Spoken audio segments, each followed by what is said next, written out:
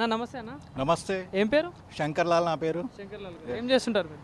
నేను consumer activist. ఇక్కడే local. So సికింద్రాబాదే కదా? రైట్. సో మరి ఇప్పుడు దగ్గరలో ఎలక్షన్స్ వస్తున్నాయి అన్న, మీరు కూడా చూస్తూనే ఉన్నారు కదా. సో మరి ఎట్లా ఉంది మరి సికింద్రాబాద్ పార్లమెంట్ నుండి చూసుకుంటే ఎవరికి ఎక్కువ ఛాన్సెస్ ఉన్నాయి ఇక్కడ? ఇక్కడ ఎక్కువ ఛాన్సులు మాత్రం కిషన్ రెడ్డి గారికి ఉన్నాయి. కిషన్ రెడ్డి గారికి ఎందుకంటే ఈయన గల్లీ నుండి ఢిల్లీ వరకు లీడర్. గల్లీకి ఢిల్లీకే పరిమితం కాకుండా ఈశాన్య రాష్ట్రాలకు కూడా ఆయన మంత్రి.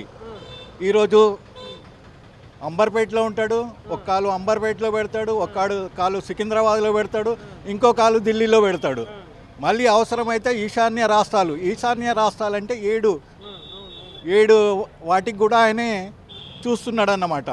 నరేంద్ర మోదీ గారి దగ్గర కిషన్ రెడ్డి గారికి మంచి ఇది ఉంది. ఒకప్పుడు యువ నాయకుడిగా ఉన్నప్పుడు మోదీ గారు కిషన్ రెడ్డి గారు కలిసి పనిచేశారు కాబట్టి దేశంలో మంచి గుర్తింపు వస్తుంది కిషన్ రెడ్డి గారికి.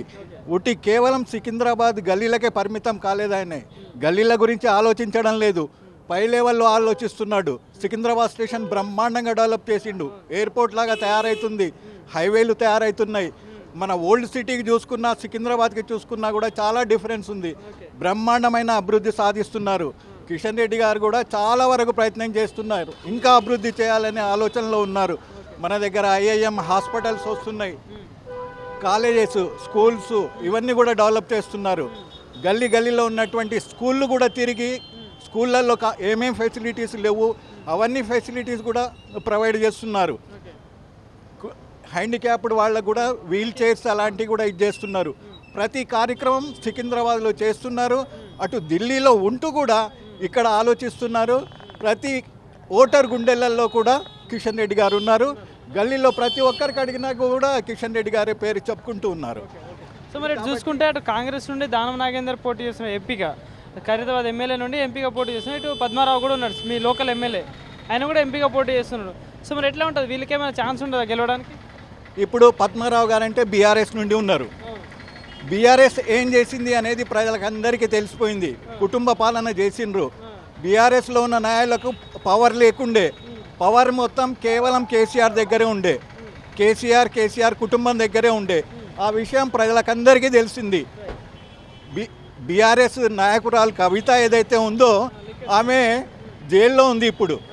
ఒకప్పుడు సారా వ్యతిరేక ఉద్యమం మహిళలు చేశారు, కానీ ఇక్కడ సారా ఉద్యమం చెయ్యకుండా సారను ప్రవహింపజేసిండ్రు. అదేవిధంగా మన తెలంగాణకి సార విక్రయాలు, సారా రేట్లు పెంచేసి ఇక్కడి జనాలను నాశనం చేసింది కాకుండా దేశంలో ఉన్న జనాలను కూడా నాశనం చేద్దామన్న ఉద్దేశంతో సారను దేశవ్యాప్తంగా పంపిణీ జరిగేలాగా సారా వ్యాపారం చేసేసి చేసేసారు. ఇవన్నీ ప్రజలు గమనిస్తున్నారు. మెజారిటీ ఎంత రావచ్చు మరి ఇక్కడ సికింద్రాబాద్ నుండి చూసుకుంటే? ఎవరికి? కిషన్ రెడ్డి గారికి బ్రహ్మాండమైన మెజార్టీ వస్తుంది.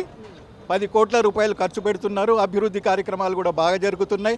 నరేంద్ర మోదీ గారు కూడా దేశాన్ని గురించి ప్రపంచ నాయకుడు, ప్రజలు కూడా కోరుకుంటున్నారు, ప్రజలు చూస్తున్నారు. ప్రపంచ నాయకుడు మోదీ గారు ఢిల్లీకే కాకుండా ఇండియాలోనే కాకుండా అంతర్జాతీయంగా చూసినా కూడా బ్రహ్మాండమైన గెలుపుంది. కాబట్టి దేశంలో కూడా మళ్ళీ అబ్కీ బార్ 400 పార్. Right bye, thank you.